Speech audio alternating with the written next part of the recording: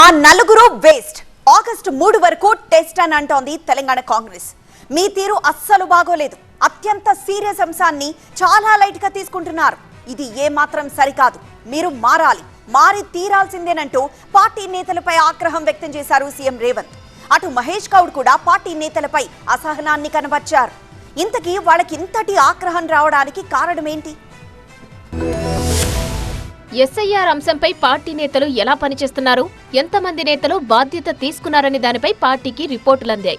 ఆ నివేదిక ప్రకారం 52 నియోజకవర్గాల్లో నేతలు బాగా పనిచేస్తున్నారంటూ జూమ్ మీటింగ్లో సీఎం రేవంత్ అభినందించారు. పర్వాలేదన్న స్థాయిలో మరో 42 నియోజకవర్గాలు ఉన్నాయన్నారు.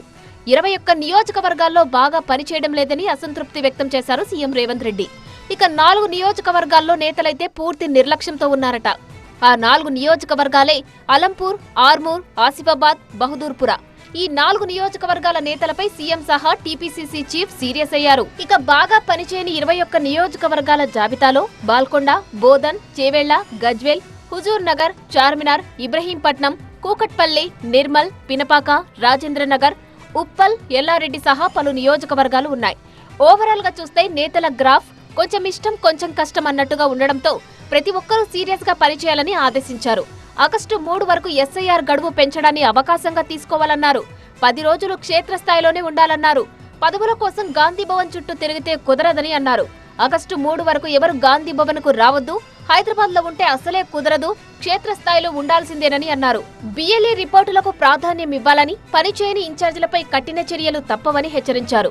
బిఎల్ఏలను నాయకులు సమర్థవంతంగా ఉపయోగించుకోవాలని సూచించారు.